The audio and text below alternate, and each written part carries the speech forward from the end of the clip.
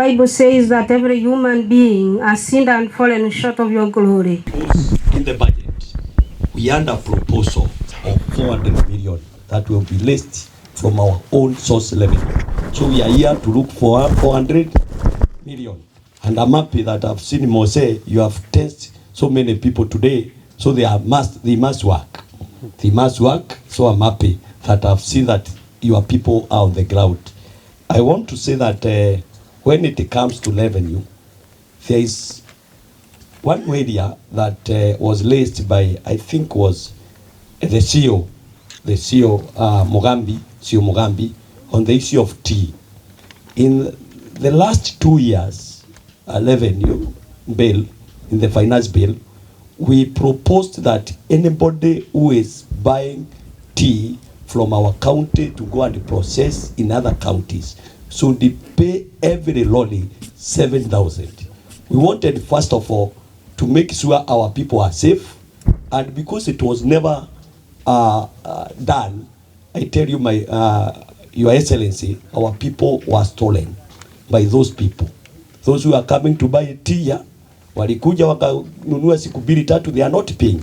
They are using our loans, they are using our resources, but they don't pay even a single coin. But later, waliba watu wetu, they never paid. So nafikiri we must curb that. I may use an example of one Njelu from Meru. He died. I'm not even aware, but maybe the company did not die. He's still alive. He has an invoice. He's still alive. Serious? I'm not aware, but maybe the company did not die. So I think the same I think I may mention. The other day I was talking to, I think it was the surveyor, the issue of the plots that we own as the county. Those we have leased, or the plots that people are transferring. When I compared what they pay and what we pay to our own land transferring, it's very minimal. So I thought in this finance bill, because when you are selling a plot that is under the name of the county and you pay just only 5,000 or 7,000, and the same plots, if you go to transfer to the land office, if it is own land, you may end up paying around 40 or 30,000. So that is something that we should look at. And I thought that because they are selling land that they don't own, even titles, it is good we look for money from that side. So if you are selling, I think the best thing we can do, it is we look for money from that side. Your Excellency, that is what I thought of.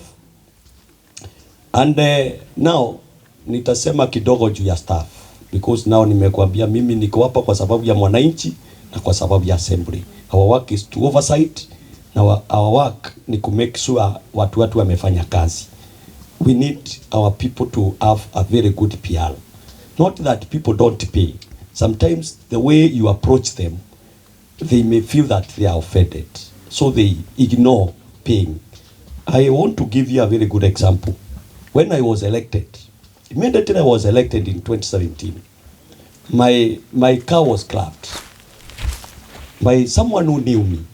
Nikamwambia tafadhali na kuomba tu nifungulie hii gari niende kazi. Kwa that time kulikuwa na election ya ile ya pili ya William Uhuru, na tulikuwa tunakuja na wewe haraka na mjaribu kumuongelesha na kata. So wakati alikuja, alikuwa mlevi, amelewa, anaanguka na anakuja kulipisha nani? Mtu amechaguliwa lakini bado hata hajaingia kwa kazi. Tu walikuwa nalipisha 1,000 hiyo camping. Nikamwambia nitakupea 1,000, but this may be the last 1,000 that you will get. When we came to now to come up with the finance bill, I remembered that drama that I saw there. Nikaiweka 500 so that I can also afford.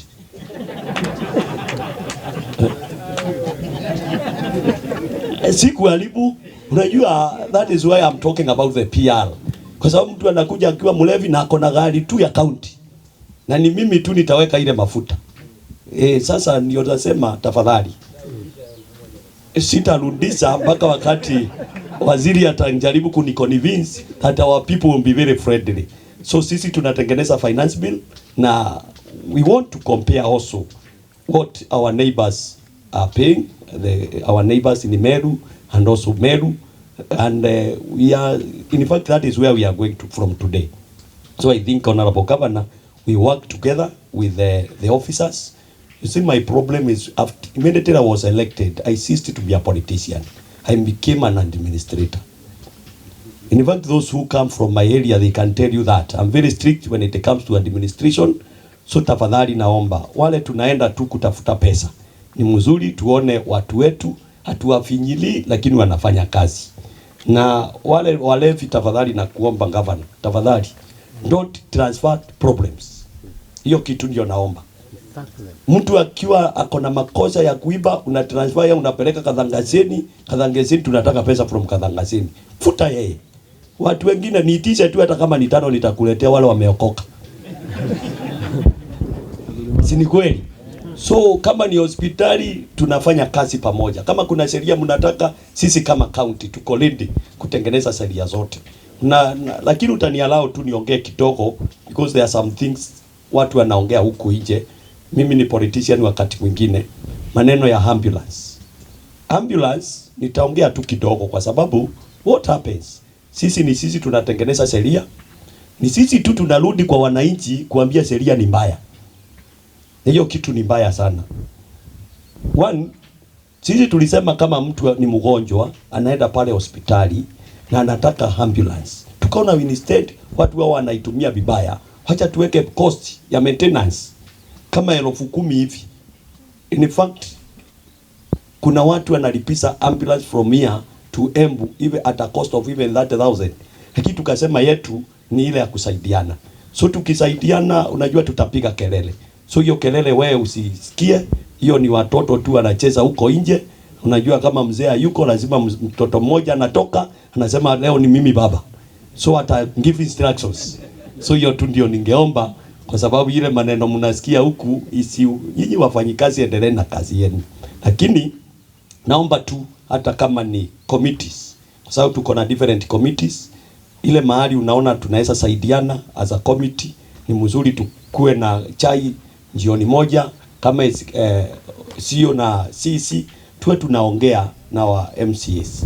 So hiyo ndio nasema, na kwa sababu ni mzuri tufanye kazi tukiwa pamoja. In fact nilikuwa naangalia, nasema isipokuwa tu ni vile najipima hivi, naona sitaweza, pengine naweza kuwa governor, kwa sababu the next governor atakuwa na kazi. Already you have put the systems. So atakuja tu kukalia kungoja 400 million, anaendelea na kazi, hakuna kazi nyingine. The system will be running. So thank you very much, and may God bless you. Thank you.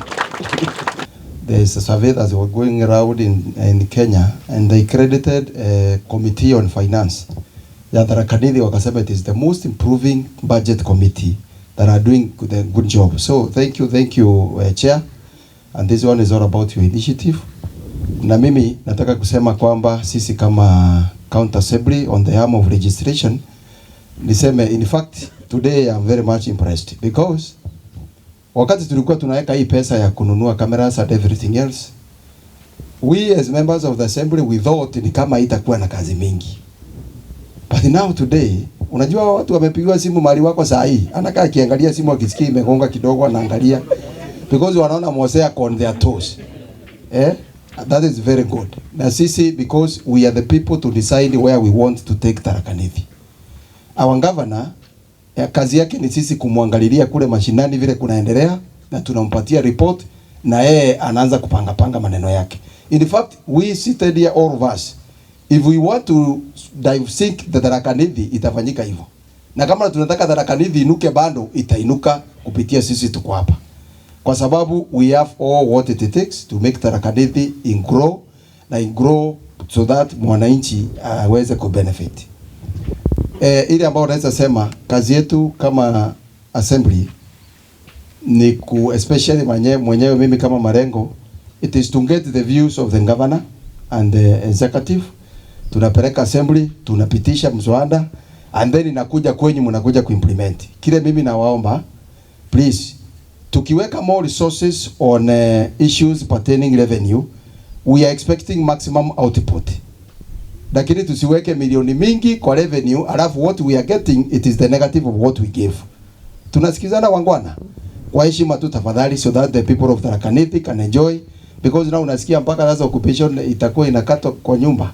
And I'm requesting your excellency now, wacha ikuwe the way forward from now going forward. Wale ambao wameoccupy kama sisi tukae.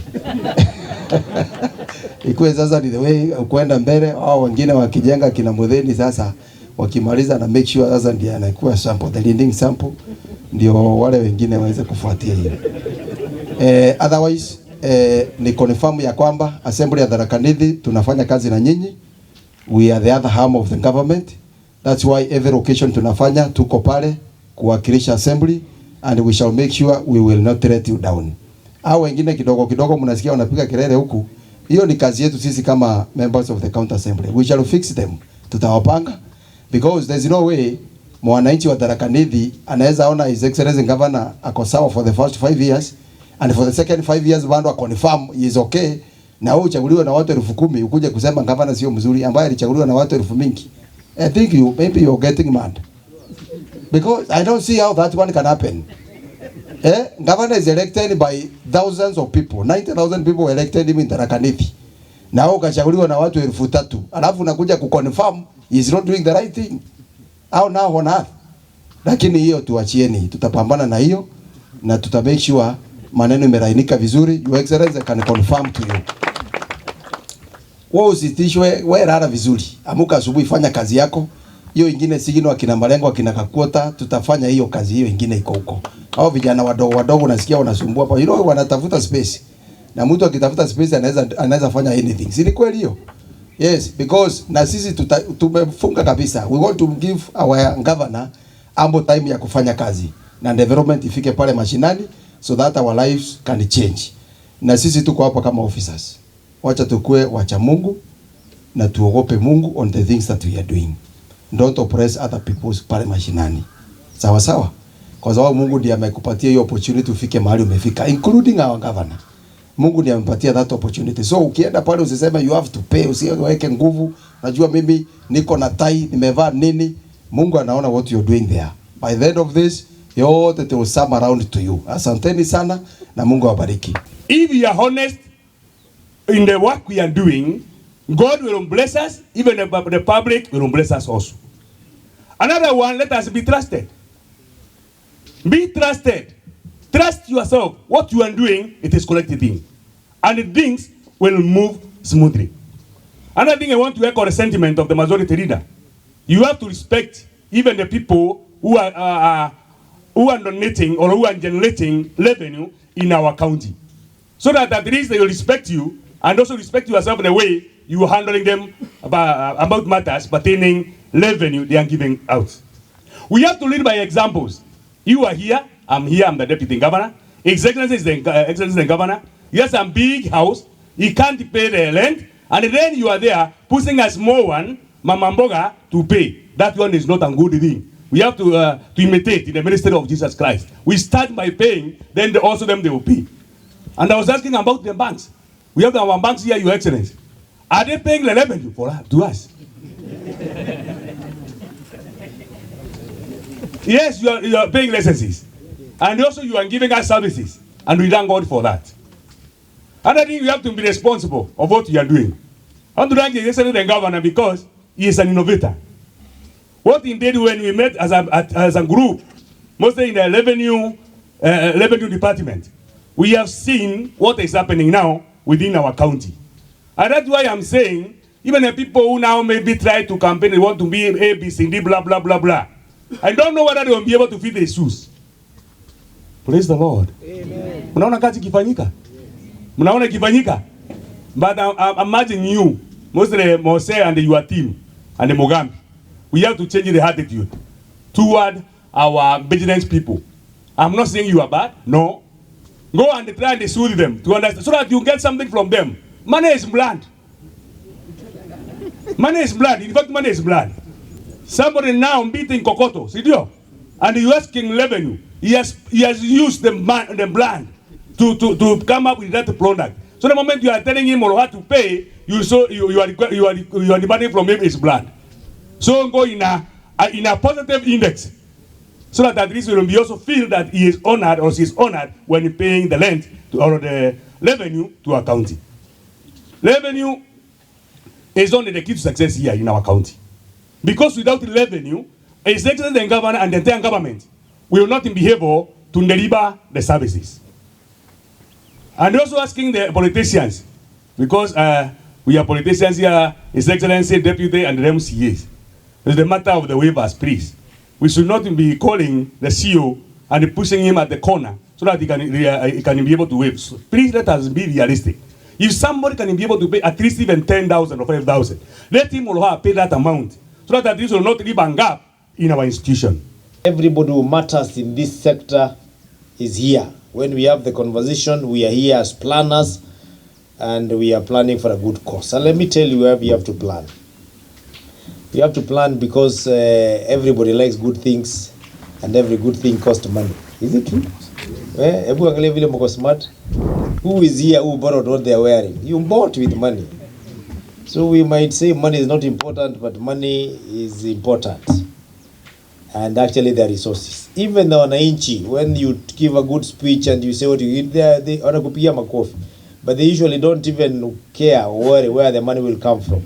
Because for us to perform, the prayers are not enough. We need resources. And one of the reasons why we need resources is because, in case you are not aware, wacha vile tunapiganga makelele about Governor wa Tharaka Nithi, when I'm among the other governors in Kenya, 47 of us, unajua anakuanga kakifua mbele kidogo. Iko hapo tu kelele mingi. But there's a gentleman who told me the other day when we were talking as governors. He told me, you know, being a governor is not enough. You also need to have something we call territory, you know. Where are you on the map of Kenya? And that was the governor of Mandera County. And another one of Wajir is telling me, when you talk about territory, how many square kilometers do you occupy in Kenya? So I told them I only occupy 2,500. He told me that is a word in my county. You know, Kenya Ikigawa will be somewhere on the map. You will be a dot. So, but I remembered even Singapore is a dot in the world. It is not the size of the territory that matters. It is also what is it that you do for your people. And where that has put us as a county is in a very awkward situation because all the formulas of revenue sharing that have been given by the Constitution of 2010 that are set by Commission on Revenue Allocation, and then it is normally interrogated by the National Assembly and the Senate. It does not matter where we start from.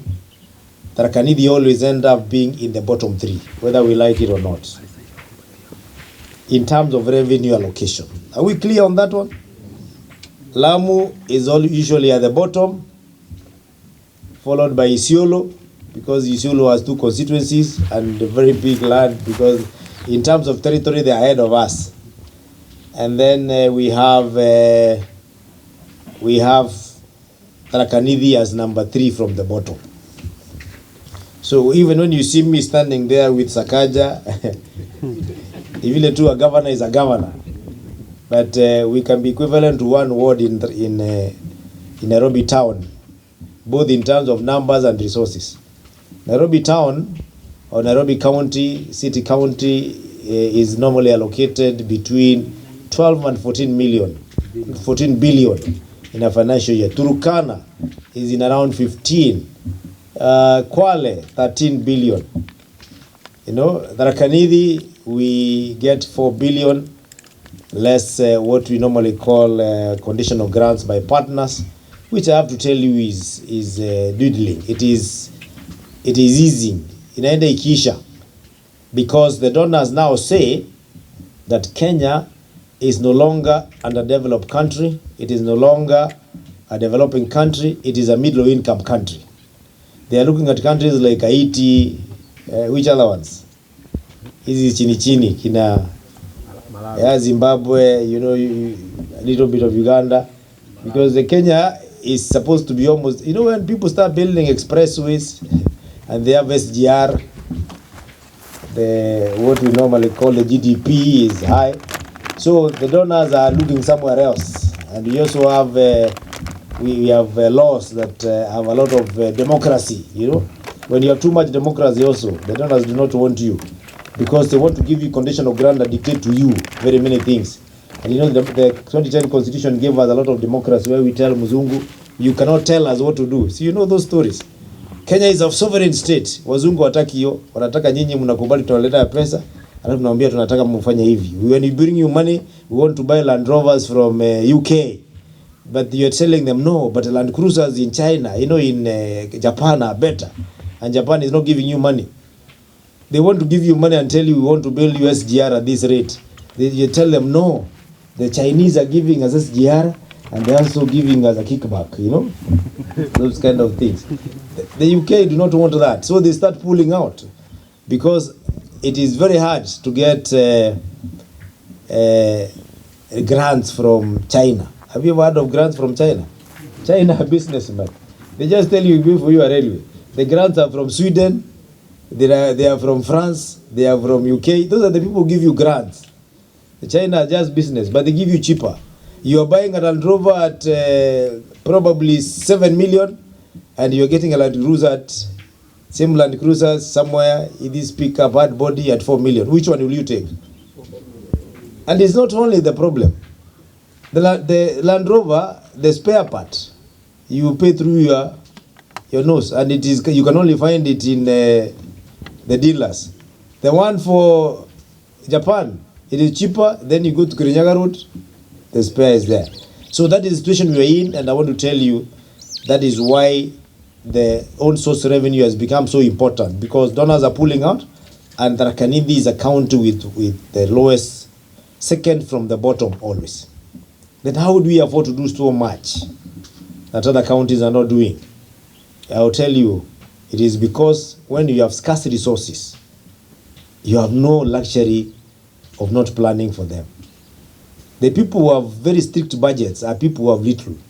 The rich ones hardly have budget. Why do you have strict budget? The money is always there, isn't it? Ukitaka kununua unaenda choto unanunua. Lakini kama pesa itoshi, what do you do? So unapanga. Unapanga, hii ni ya chumvi, hii ni ya nini, hii ni ya hii, na iwezi pita kwa sababu ikipita umeingia kwa mtaro. That is why those small counties we are ensuring that tunapanga. We plan. And today we are here to plan, because our 4 billion that we get cannot be able to give us the leverage that we want in terms of developing our people. When you talk about revenue, some people think that we want to increase the resources, we want to increase the levies. We are not increasing levies, and we will not increase. The mama mboga will not be taxed more. The mkokoteni guy will not be taxed more.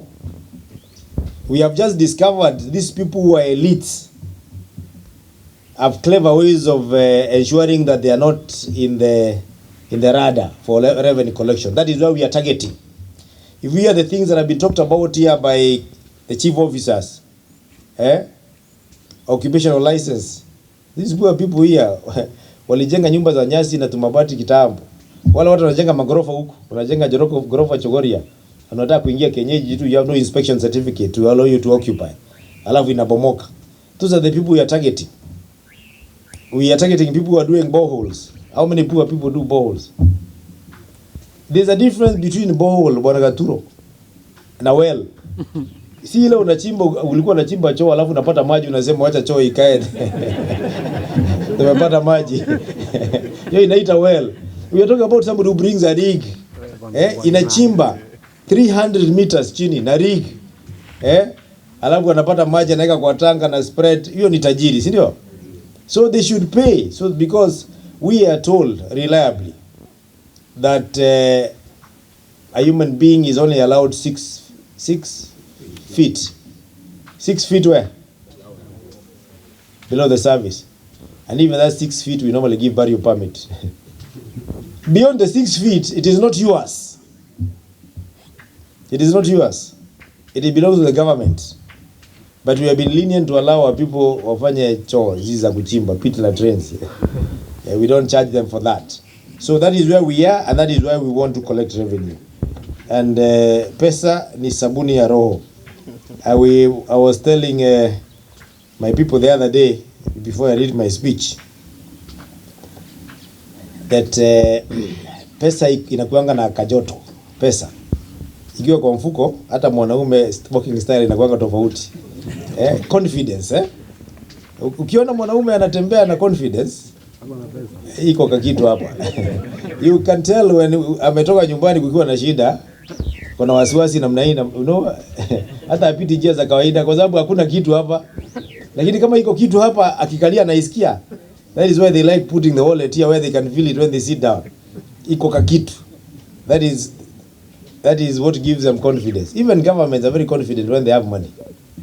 When you don't have money, you are not confident. Unaangalia Fabian yuko wapi, unasema salimia Fabian. You know, you are worried Fabian may tell the nurses to strike, and that time you have nothing. So unamuona Fabian nilikuwa napiga kusalimia tu, na saa hizo hakuna kitu, ni vile unajua ni kubaya. So I was telling them, there was a gentleman called Sharif Nasir. You know Sharif Nasir? Yes. Mupende musipende, KANU itashinda. Mombasa. Alikuwa anakuwa mgonjwa sana saa nyingine. Kwa mgonjwa kabisa. So kwa sababu alikuwa rafiki ya Moi anapigiwa simu na ambiwa your friend Nasir hako karibu kwenda. Moi anasema hapana, huyo najua dawa yake. Moi anaweka 200,000 kwa bahasha ama 500,000. Nasir anapelekwa na ADC, anapigiwa hapo huko kwake Mombasa, anaambiwa nimetumwa na rais wa Kenya, ameniamini kuletea hii 500,000. Nasir anaamuka, ugonjwa inaisha. Unamusikia huko Mariakani na pale nyingine akipiga story kwamba KANU ni mama na baba. Mupende na musipe, ugonjwa inaisha because dawa yake ilikuwa tu when he has money is okay. Ikiisha anakuwa mgonjwa. And that is how most politicians are. The politicians get sick towards elections. Mtu alikuwa na pesa, akaribia 3 months to elections inaisha, anazama, anakuwa mgonjwa, anaenda hospitali. Hata kuna mmoja anajua alikuwa mgonjwa na akakufa baadaye. Because iliisha katikati. Unafikiria maneno inaharibika. So pesa ni sabuni ya roho. And sometimes iko na ujeuri. Huyo mtu alikuwa anakufungia claim. Si alikuwa anajua ni katuro? It is not because of that. Money. Alikuwa anakuona hivi hata kuoni vizuri. Amekunywa kidogo kwanza ile pesa ya bure. Ingine iko ya kwenda kukunywa. Wewe ni nani? Atuniambia wewe ni MCO wa Karingani. MCO wa Karingani ni nani? When we were launching these cameras, I called Moses and Kigwari to my office when we were testing them. So we had put one in Myomponi. I tell them, show me how it works. So they called the Myomponi guy. Tukamuona tu. So nikapewa simu. Instead of Moses calling, I'm the one who called. Nikawaambia mimi naitwa Mudhomi Njuki.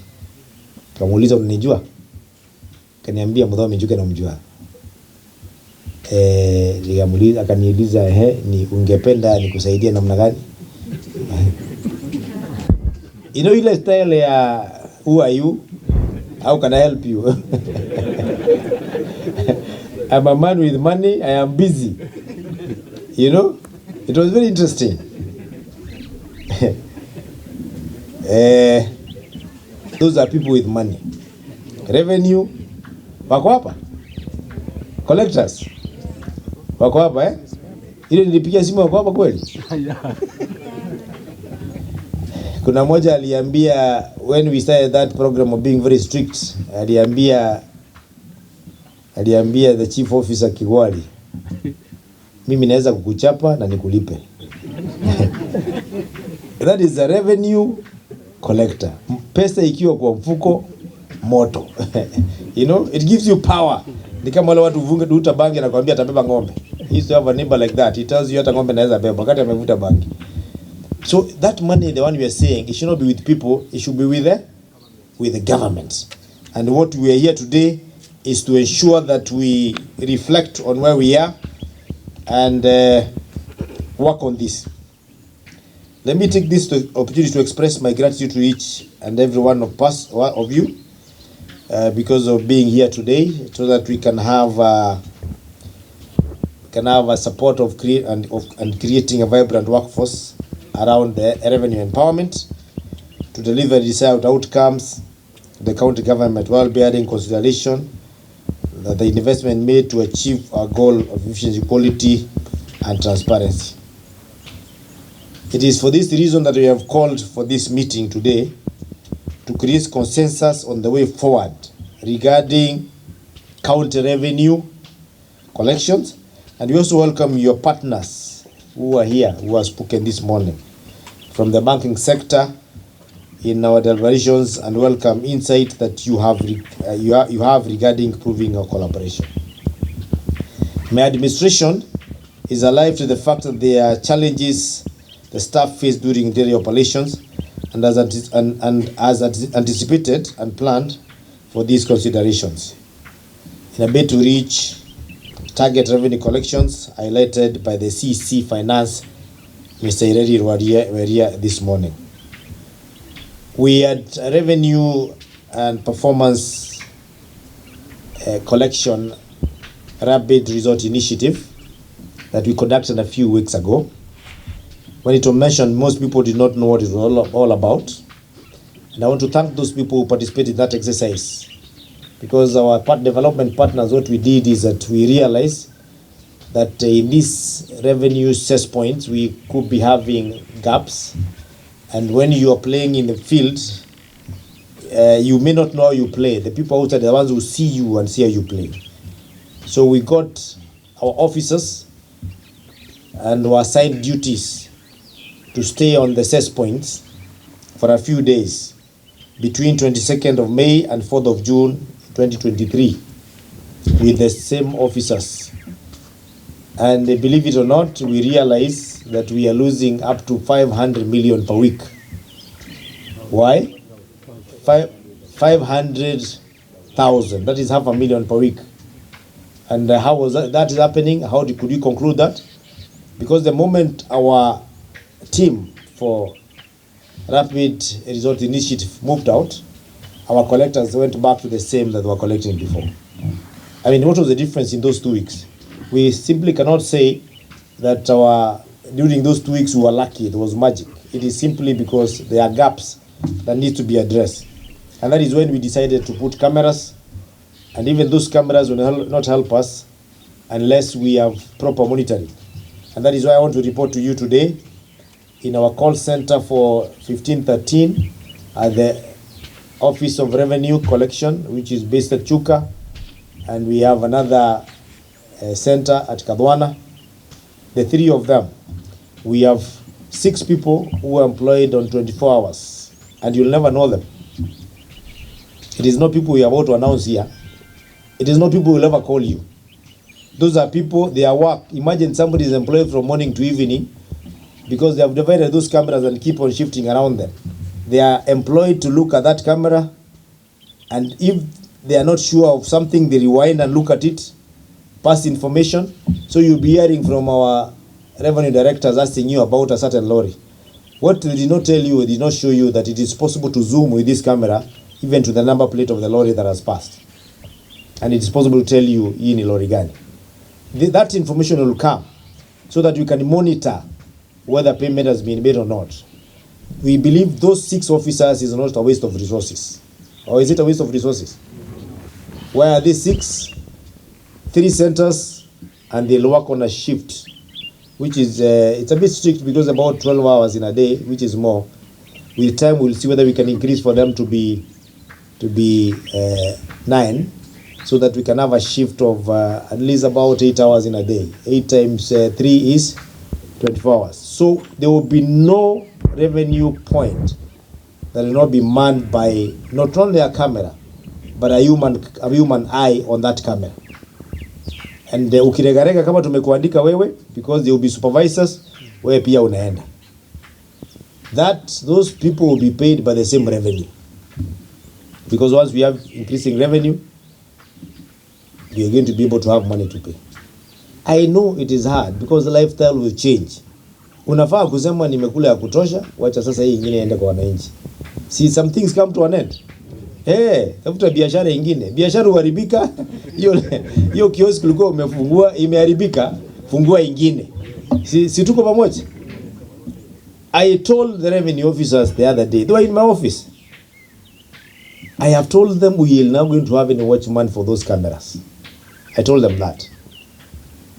The watchman for those cameras is themselves. Camera ikienda na wewe unaenda.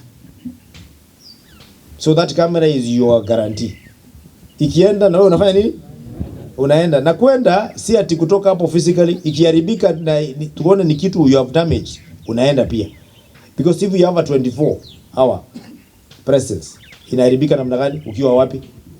So they are the one, you are the one who should protect that camera ili usiende. We know some places we have electricity. But those who are not aware, as you're seated here, those cameras are powered by solar. And they have a backup to take them 12 hours of darkness. That is where we went. None of those cameras, Gaturo, is powered electricity. Hata ina pali ya stima.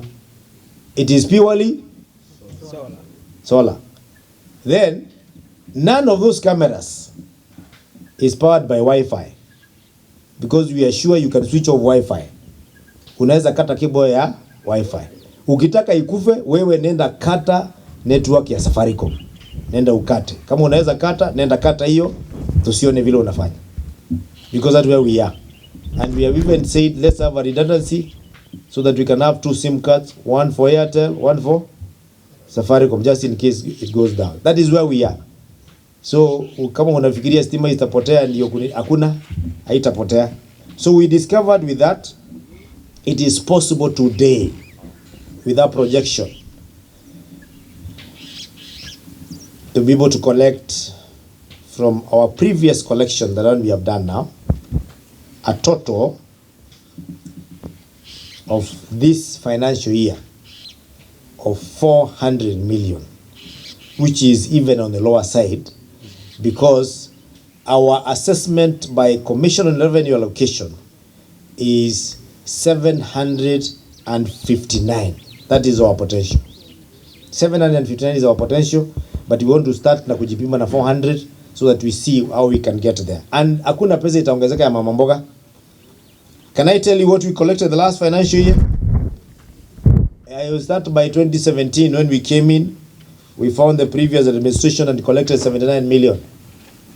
The following year, we collected 127. Then we moved to 149. And eventually by the end of last year, we closed. There's a time we did 272 and then it went down again. But this time, we collected 286 million. 286 million without. That is an effort after we have come back and we have gone through a rough patch of trying to form government. You know, when you're forming government, we don't have a CEO, we don't have a CEC. You know, we are in July there. Is it not July, but September, October? No, the real work has started around December. So we are telling you about collection for about 6 months, serious collection, because collection started before elections. Can I tell you who are without? That money of 286, we collected that money without the following. We collected that money without license for alcohol for bars who have not complied because we said we do not want their money. Do you know how many bars there are? I've already communicated that. There are over 1,000 bars which we said we do not want your money because you have not complied. You are doing illicit brew, third generation brew, and we were still able to collect 286 million. Ukiweka ya bar hapo, would have been another maybe around 80. I mean not 80 but 50. Then it would have been in 400. But it is 400 of poisonous money, which we said wacha ikae, so that we can be able to fight our illicit brew. We collected this money, and I want you to listen to us very carefully, because we have to collect this. We collect this money without payment from Chuka Chogoria Sienta. Sienta ya Chogoria. Wala wanakopale Kimwa. you know, in a place where there are cabros, nice cabros. They are not parking on the road. Wanakuja wanapaki hapo. Alafu wanarudi wanaenda Chogoria vizuri. Wanapaki Chogoria wanarudi. Hawakuwa wanalipa. Walisema hakuna choo. Kwa hivyo hatuwezi lipa. Okay? So but by good luck, they agreed with us and they started paying about 3 weeks before the end of the financial year. So we are talking about pesa ya Sienta ya only 3 weeks. So if we are able to pay the whole year Sienta, then it means that it is possible for us to collect all the money. Sindio? More money, eh? Sienta. Shida ya Sienta ni kwamba hakuna choo pale Kimwa and therefore hatutaki kulipa.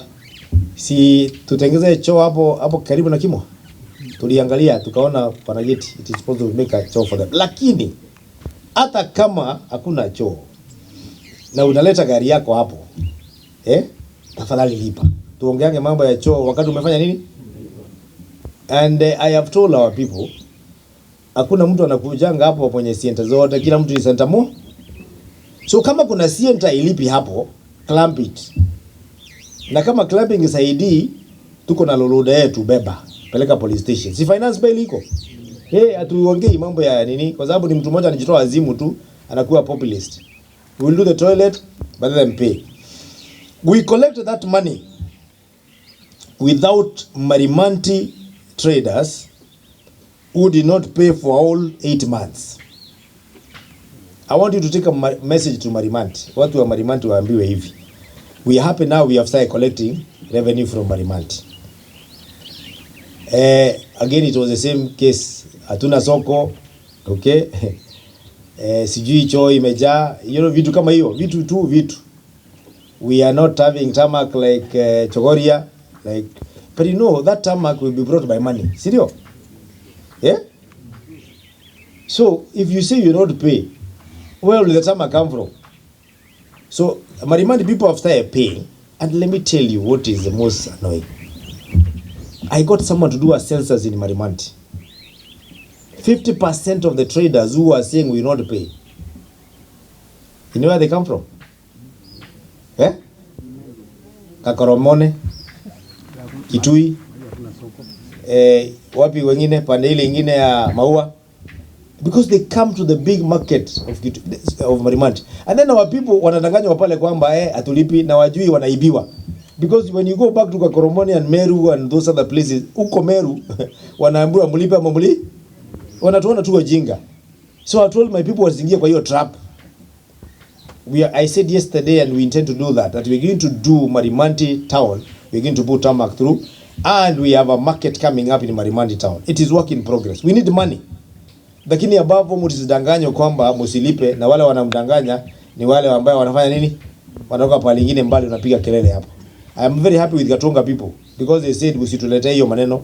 Kama unaleta ng'ombe hapa, the last time we had that kind of issue ilikuwa kwa MC mwingine alikuwa anaitwa Mtegirugia, ambaye alikuwa ametoka mbali sana na Marimanti na Gatunga. Alikuwa na hiyo ndio kitu sera alikuwa anauza hapo peke yake as populist politics apate kura. Siku hizi walimwambia tunakujua, potea, nenda ufanye kadanga chini. So they started paying and now they are paying and I'm very happy with them.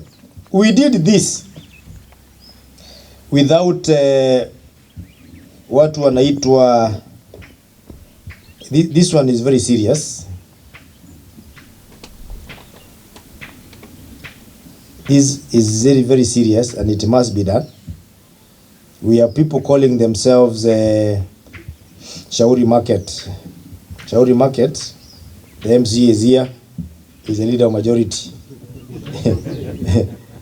Shauri, wamesema watalipa kodi. Hawakuwa nasikiza kataya. Lakini sasa tuko na leader of majority. Leader of majority, we have promised to build a market in Shauri. Nenda uliza watu wa Shauri. I mean, watu wa Shauri ni wa hiyo area. Wanatoka wapi? Wala wanakuja soko hapo. They come from all over. Wengine wanatoka Nkondi, wengine wanatoka Tigania. Kuna watu wa Maua. Yeah. Wanasema hatutalipa hata Woria. Si kuna Woria kwa hiyo soko? Wadhia Woria zina soko. Wao wanakuja kuuza mbuzi, alafu tutalipa. Wanafanya bure wanaenda. Tell Shauri people. I said yesterday tutaweka mulika mwizi. Mulika mwizi kula stima inalipwa na pesa. Tutaweka soko inataka pesa. Tell them to pay. Walipe kwa sababu wasipolipa hakuna kitu kitapatikana pale. They are paying at the moment. Hii ndio nataka ward admin na sub county admin wa Mangombo wasikize. Kuna watu wanajiita goat market ya Kadhwana. For the last 5 years they are not paid. 5 years. I don't know where our people are. That is why this time we have a revenue department on its own as part of finance. Mbeleni huko na CEO of revenue, kulikuwa na CEO of finance, planning and revenue. So they were dividing the time. Mugambi Kegwali. Where is he? Wewe ndio revenue. Sahi, hakuna kazi nyingine. Revenue kitolewa unaenda nyumbani. Kwani hakuna department nyingine? Yeah, department ikienda unaenda. And it's a good thing you come from Mangombe. Kutela hao wazee wanauza ng'ombe Kadhwana na mbuzi. Most of those wazee I checked, they come from Kitui. Is it true? Toka Kitui, toka Ishiara, most of them from Ishiara, Embu. Wanakuja kusema Kadhwana watauza mbuzi bila kufanya nini? Kulipa. Nikienda pale Ishiara, ile mbuzi huziwa kando ya barabara. Ukiona wale watu wa Embu wako hapo na makabuti wa collect revenue, wanalipa. Si mumeona pale kwa barabara? Kuna soko iko hapo. Lakini wana collect revenue. Lakini wakuja Kadhwana wanasema hakuna soko. Na mbuzi ati wakati tunauza mbuzi zetu zinanyeshewa, kwani mbuzi kinyeshewa inakufa? Ati hatulipi. Tumesema walipe.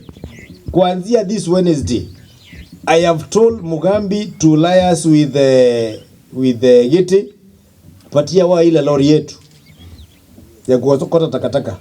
Wapatie tipa zetu zote itoke ile inachukua mara weka pale. Then we have just the day before yesterday given about 150 young men 3 months kibarua enforcement. Wako. I saw them being trained the other day. That day, please deploy them there. Mtu akikuja na mbuzi na alipi, ni unajua ni pesa ngapi? 30 bob. 30. Kama alipi hiyo 30, chukua mbuzi weka kwa lori. Na unajua hakuna mtu ambaye amekuja hapa kama pepa mbuzi za wenyewe, kila mtu apepa mbuzi zake. Zako zikwe kwa lori lipa. Wacha kusikwambia wale wengine yangu imechukuliwa. Yeye atakuwa anafukuza zake na yako inaingia kwa lori. It is paying revenue is an individual responsibility.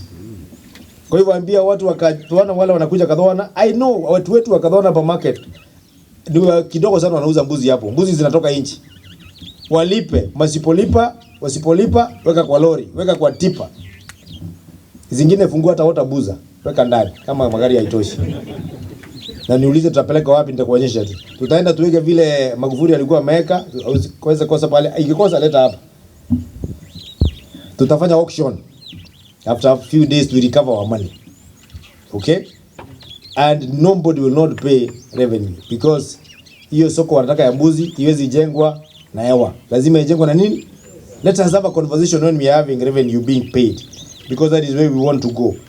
Tuko na wengine wanajiita Kadhangasheni. Kadhangasheni they paid for only I think for 6 months from December and we want to commend them. Please, we are hoping they not slip back. Kadhangasheni. Sub-county admin wa Tharaka North. Tell Kadhangasheni walipe. We will sort them out. Kama kuna issues we sort. But you cannot say we not pay. So you can imagine if we were able to collect that revenue without all that, how much more can we collect now? Meat inspectors is another big problem, Wananjwe. You are big meat inspectors. You can imagine the amount of meat that is eaten in this county. Na wale watu ambaye wanasema nipimie nyama yangu ndio niweze kuuza, they always pay. Ama kuna mtu amepimiwa nyama hapa ama na hakulipa mbuzi. Zedem tulikuwa huko juzi. Tulichinja mingi sana. Zilipimwa? Na ukalipa. You'll be surprised kama hiyo pesa iko fikia sisi. Yeah, and huyo mtu ni employee wa Tharaka Nithi County. So I want you to sit revenue and Bwana Njue, you must separate those two. We have enough workforce without even have to employ people to pair them up. Mtu wa inspection kazi yake ni kuinspect nyama, si ya kuchukua pesa. Yule mtu yako nitapata Njue amechukua pesa ya kupima nyama, ataenda nyumbani. Kazi yako unafanya nini? Anapima, anasema hii nyama ni mbaya, inalipwa. Anapima, anasema ni nzuri, inalipwa. Whether it is good or bad, inalipwa. Kwa sababu imekufanyia inspection.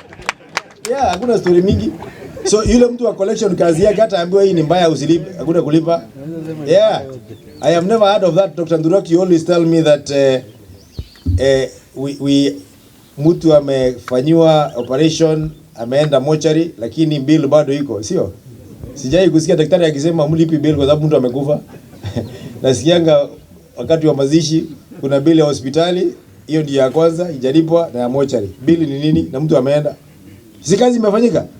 So they must pay. So separate the two. Sit with Dr. Nduraku, not Dr. Nduraku, but with Waziri Lawrence Hereri, na wewe separate those two. Let them work in pairs.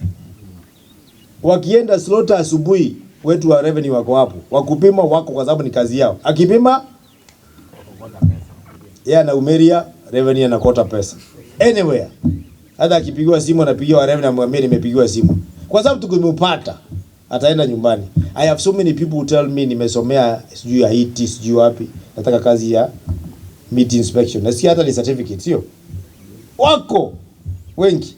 Hata tukituma wengine certificate saa hii 6 months wamepata. Asituletee hapa, kuna monopoly iko.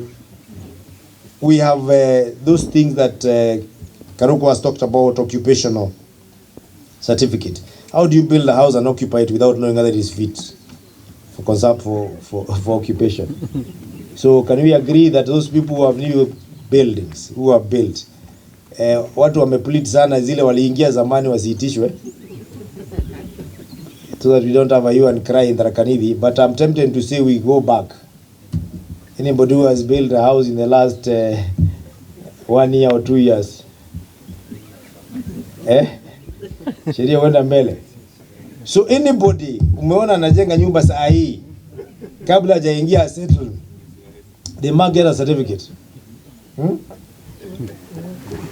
We will not allow our deputy governor to occupy ile nyumba iko hapa, tumemmalizia hapa. If it is not inspected nimelipa. Lakini ya governor kwa sababu nishakaa ni wachane na mimi. Wengine niko ndani. Hiyo ni Katuru amesema we don't apply law retrogressively. So wacha tulipe ili tuone kama tutaendelea na kazi. I will not say much about technology, but our technology is good. Thank you for the cameras. They must backed up by 1513, which I believe is working at the moment. 1513 is there are very few counties who have a call center. Yeah, ours is 1513. Bwana Karani, is it working now? It is working because we had said we put other lines of ensuring that we have better response.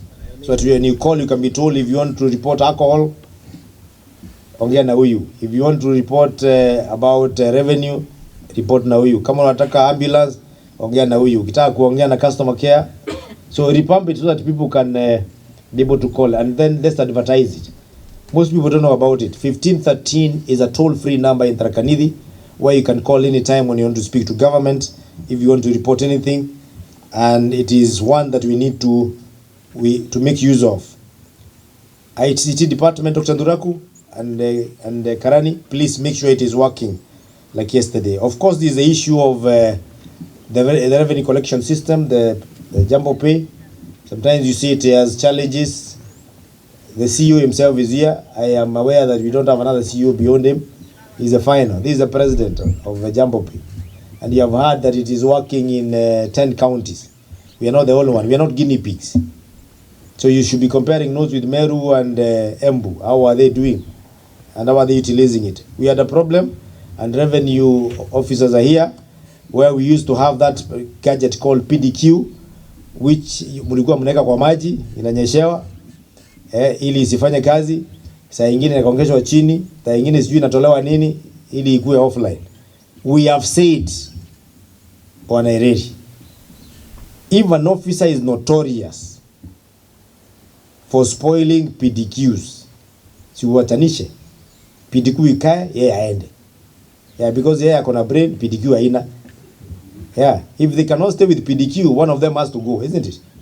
Na kwa sababu PDQ haina pali ya kwenda, hiyo itakaa, yeye aende nyumbani, akona nyumbani pali ya kwenda. It's as simple as that. But you cannot be having a situation whereby machine ya kukokota pesa kila wakati hamwezi kaa nayo, hatuwezi kaa hapa. So it's as simple as that, so that we can have less problems, because wanapenda hiyo inaitwa manual collection, which we are not going to allow. And apart from that, our hospitals now have we are trying a new system in Chuka called it is called hospital management system, information system, which it's a new one, not the one we had put the other time, which works very well. We have seen it work in Kierua. It works marvelous. Those people who have gone to Kierua have seen end to end. Kuingia pale kwa gate mpaka wakati utatoka, system inakufuata kila pahali mpaka unatokea. But of course, even if you have good systems, Mzungu says garbage in, garbage out. If people who are operating the systems are misleading, then you'll also get wrong information.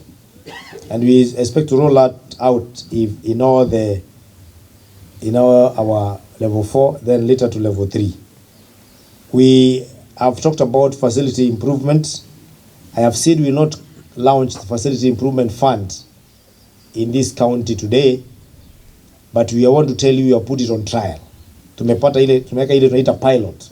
Thank you very much, County Assembly, for passing the facility improvement fund bill, which enables that all the money that is generated from our hospitals, our dispensaries, our health centers, is again banked here in an account that is meant for those facilities and utilized there without going to Nairobi to CRF.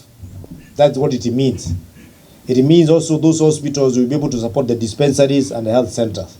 There's a percentage that goes to the health centers and dispensaries to support them. So that because diseases are timeless, they do not understand delayed disbursement by national government. They do not understand when we do not hit our targets. Diseases are always there. We must make sure that money is always there.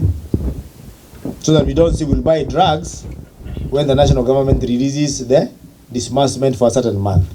That is what the facility improvement fund is meant for.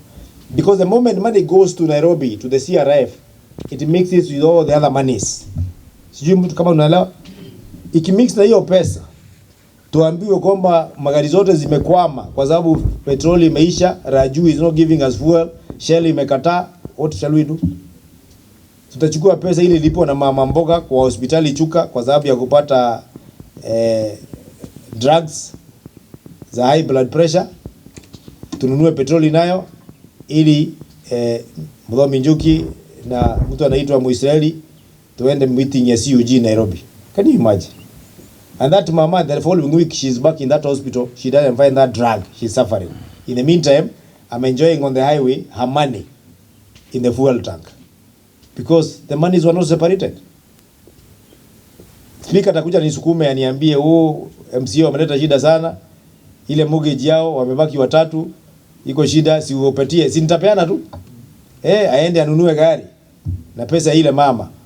Ile mama narudi anapata hakuna dawa, anaenda. Si inakuwa namna hiyo. So please understand in a nutshell what facility improvement fund means is that all the money collected from hospitals go back to hospital. So that if there's any money going in either different direction in the hospital or in management of health, it should be money from us going to those hospitals, but not the other way around. We are the ones who can pump money there, not them pumping money to us. That is what facility improvement means.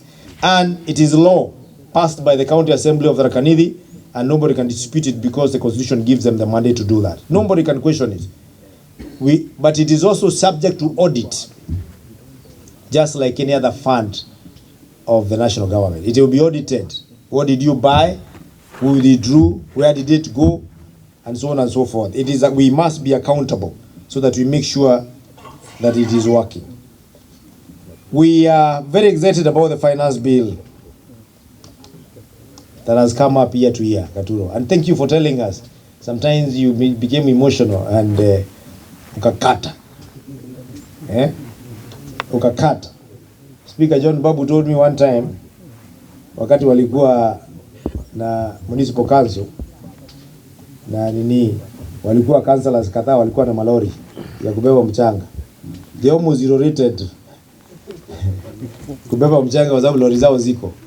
Nimesema kama uko na kitu ambayo inakuaffect wewe na uko pale kwa finance bill, wacha kila mtu, usifanye kila mtu, just come and see me, nitakulipia roho isoften kidogo. Kama hiyo Katuro ungekuja uniambie ni ku-exempt, niseme executive order, gari ya MCA wa this Karingani ward, it is free from paying, na tuendelee kulipa 1,000 wakati wa clamping. Tuseme yake kiliwa ikuwe na achiliwa bure. It would have saved a lot of money today. You can know how much money we have wasted since that time, Katuro.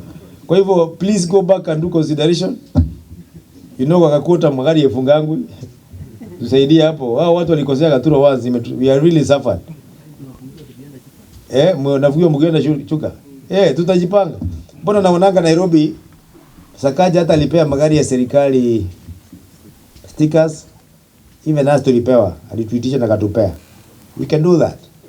Tunaweza peana MCAs, kwani ni wangapi? Si kidogo tu. Mumepewa sio? Siku hizi hakuna. Then rudisha 1,000.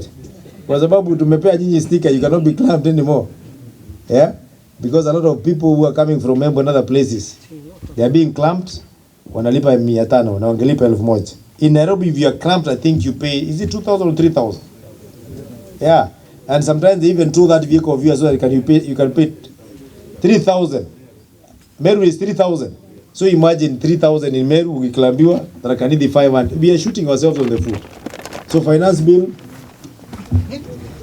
tuinue. We also want to ensure that we have people who are calling themselves corporate distributors.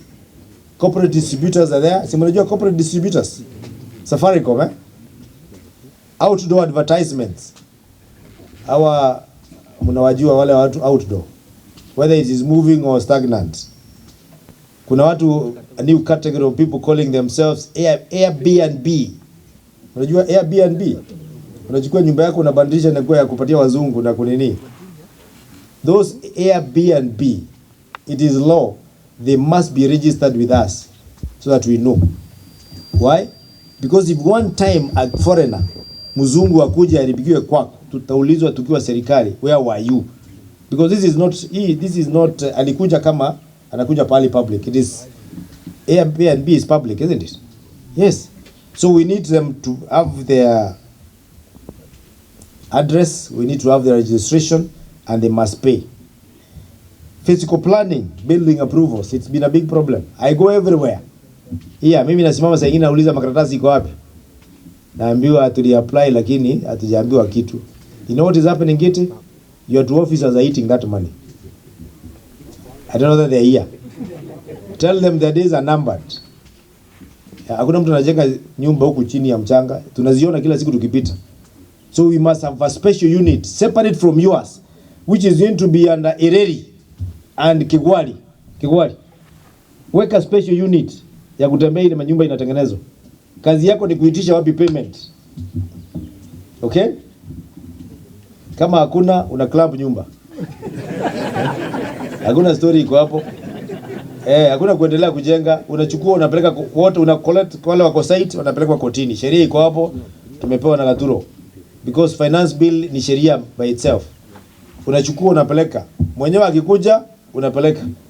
Kuna moderator wa General Assembly siku moja alinipigia simu akaniambia watu wake wamebeba Katonga kwa sababu anajenga hostel huko na hakuwa na approved plans. Nikamwambia nenda ulipe.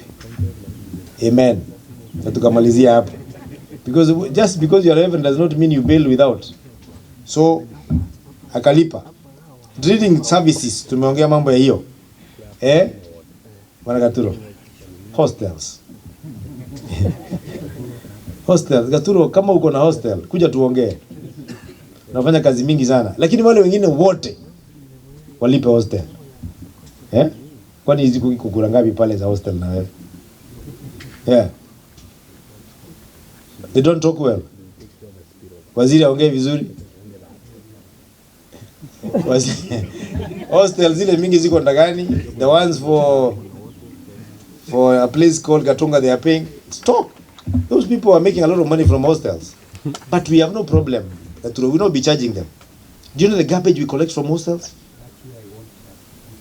Yes, we collect a lot of garbage. And we use a lot of money incinerating it because we don't have a dump site at the moment. We incinerate everything. We use fuel to incinerate. And then paying nothing. You know, that means we're using money from mama mboga. Kutoka pale chuka sokoni Katuro. Tunaenda tunachukua mama mboga, pesa ya mama mboga 30. Ndio tunaenda ku-incinerate nayo na kuweka fuel ya tractor kwenda kuchukua garbage ya tajiri wa ndagani. It's not fair. Let them pay. Walipe ili tuanze ku rentals in urban areas. It is happening in Nairobi. If you are renting buildings, tunataka pesa, some of that money. Is it in finance bill? Yes. Weka. It is there, isn't it? Iko. Nasikia iko, Aturo. Why do you mean zero rated? Hakuna zero rating tena. Kama unalipa rentals. Aya, Kenya is now a tax country so that you can be independent. Yes. Don't zero rate again. The landlord, stop looking at me badly. Chief of staff, I know you have houses in Kibumbu. Tenant, nendo waambie tenant, rent 10,000. Okay? Hiyo tunaita rental services or rental tax. In urban areas, finance bill, weka vizuri this time. Nenda mupige hesabu nyinyi. Mtaongea na watu wa finance, mkompare na Meru, Nairobi. Nairobi tunalipa ngapi? I always see it there. Na barua from KRA. Tulipe. We have this is the most notorious and I wonder why you do it, Ireri. I have had their free tender documents from Tharaka Nithi County. Ati wanachukua kwa website. Wana apply tu. That is why you get everybody applying. Even jokers. You must make sure that they pay for tender documents when they are returning them. They can get from the website, but do they return in the website? So let's have a tender box. So that we do evaluation. Mwenda, where is Mwenda? They can pick from the website. Wanarudishanga wapi?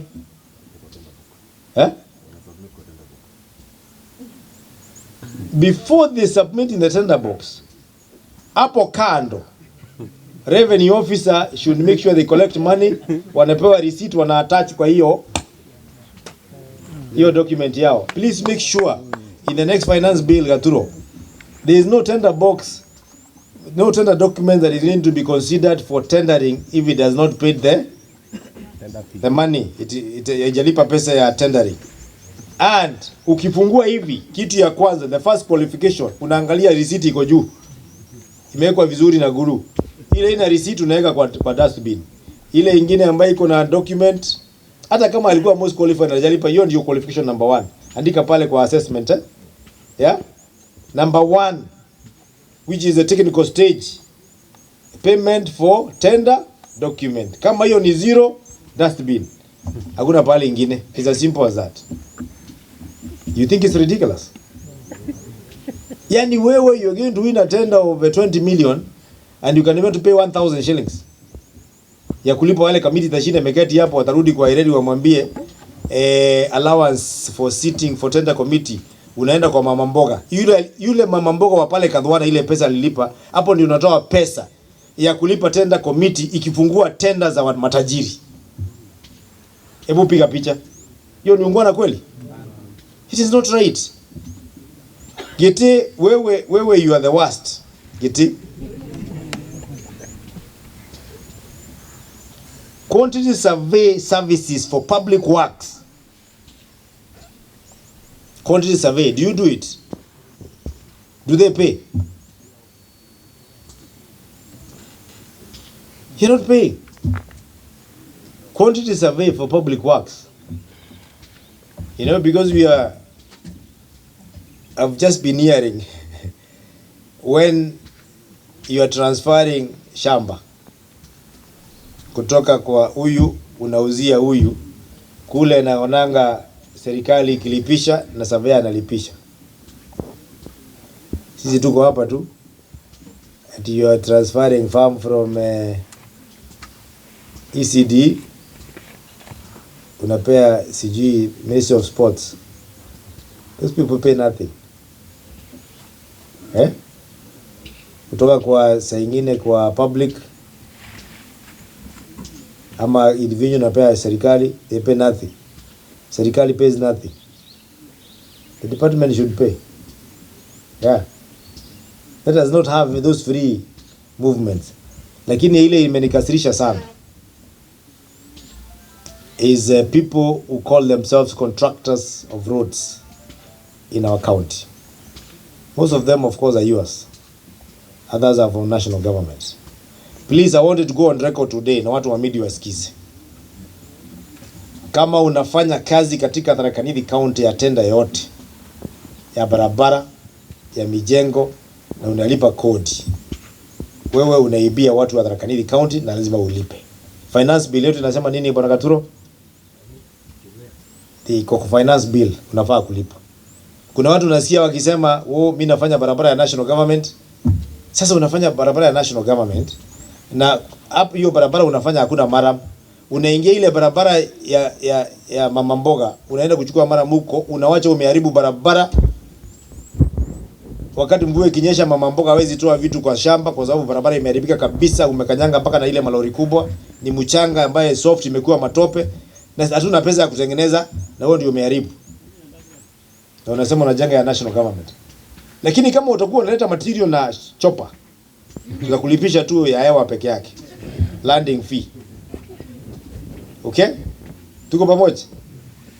We also need another finance bill in the finance bill, landing fee ya machoppers.